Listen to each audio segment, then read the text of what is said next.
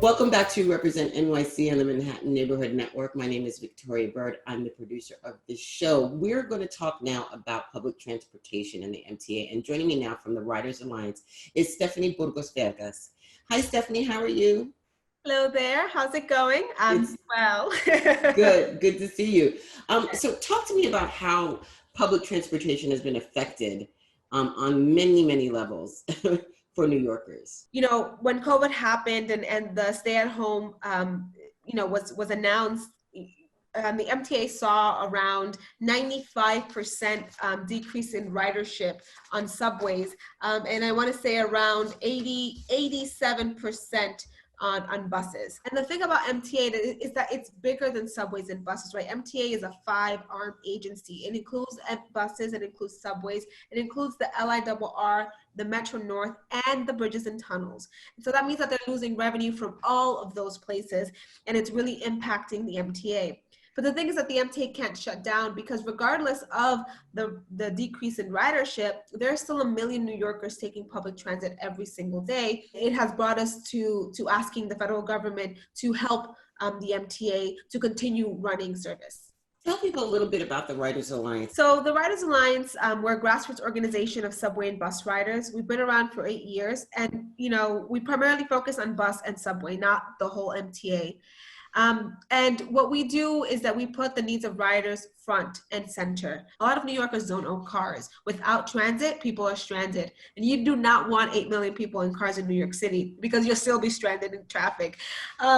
So what we do and what we've been doing is that we remind our elected officials, we remind our representatives that public transportation is something that is very, very critical. It's critical to our infrastructure, it's critical to our economy, and it's critical to the lives of our New Yorkers. Talk to me a little bit about how much money the MTA is losing. Right now, they're losing $200 million a week, and they're estimated that they're going to lose $8 billion by the time that we're able to go back. What do you think about how they're handling the cleaning of the subways? It's a very bold move, and we think that it's necessary. We know that the governor and the MTA need to do everything that is possible to make sure that riders feel comfortable going back into the subways, because if not, the MTA will continue to suffer, because then they won't make that money that they need. So they're cleaning the subways from 1 a.m. to 5 a.m. Mm-hmm. What do you think the impact is on riders?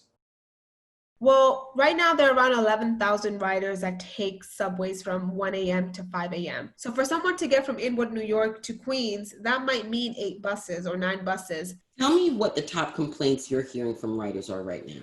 So a lot of people have been saying that buses are just really crowded.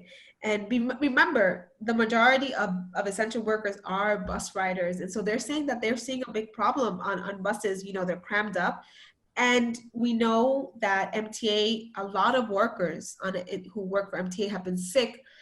They've had a workforce decrease. So they don't have the manpower or the woman power to provide enough service. And so they're waiting really long times to then be on a crowded bus. And also, I know I've been reading a lot of articles about the homeless situation on the subways. Yeah, and that's been a big thing. The MTA's approach at the moment, which is to kick them off the subway, is not the solution, because it doesn't solve the issue, which is this person doesn't have a home. The governor and both the mayor have the complete power to solve this.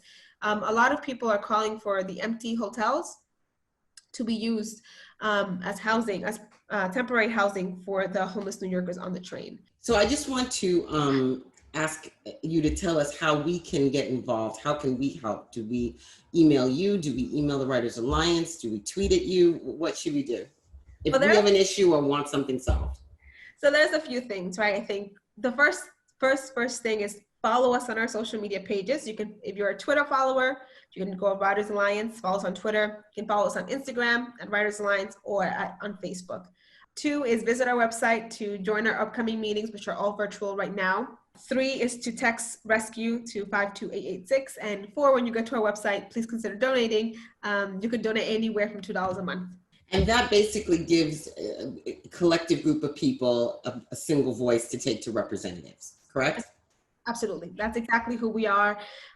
We bring all of these people from across the city, from different economic backgrounds, from, the one thing that everyone has in common, or at least most people in New York have in common, is that we take transit. Thank you so much, Stephanie. Thank you.